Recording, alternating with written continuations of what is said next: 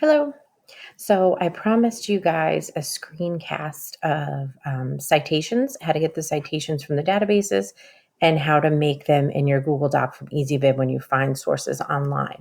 So this is the database sheet we looked at in class for the Enduring Issues project. If you decide to use databases, username and password, if you clicked on the first one, ABC Clio American History, I'm just going to search immigration in here. And I'm going to see what comes up. Okay. And I'm just going to pick the first one so I can just show you guys how to cite. Now, there's always a cite button on the top. You can use that cite button and pull the MLA citation from here. You can also scroll all the way to the bottom of every article. The MLA citation's there. I'm going to copy that citation. And then I'm going to go to my drive. And I have a folder called Enduring Issues. If you don't have one yet, you should have a folder called Enduring Issues under your 8th grade social studies folder. This way, every time you do research or whatever you're using, it's all going to go in one place. So I'm going to search for my folder, Enduring Issues. Here's my folder. Once I see it here, whenever I make anything new, I'm going to call this EI for Enduring Issues Citations. Whenever I make anything new, I want it to be in that folder. So as long as I see it here and I make that new document, I should now have that document that I can use. I can search in here for that document that I just created.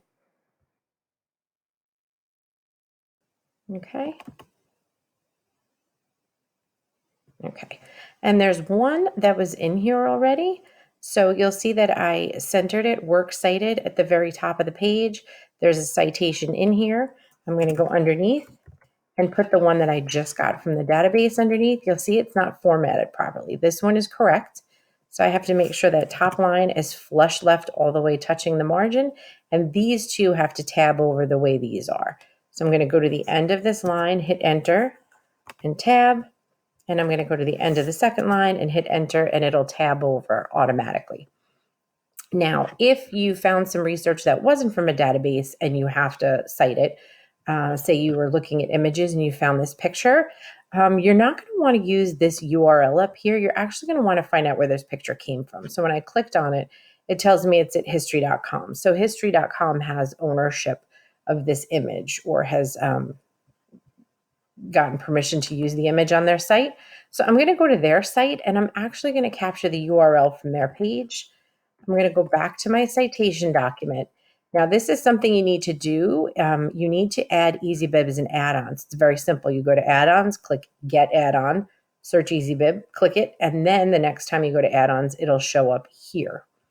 Once I have EasyBib added, I'm going to go to Manage Bibliography, and it's going to pop up on the right side for me. Now I'm getting my picture from a website, so I want to click website, and it's telling me to enter the URL. I make sure I enter the one that I got from the moon landing page, history.com, not the Google source. I search it, and once it finds it for me, I'm going to click select, and then it's going to ask if it wants to add it to my bibliography page. Yes, please add it for me.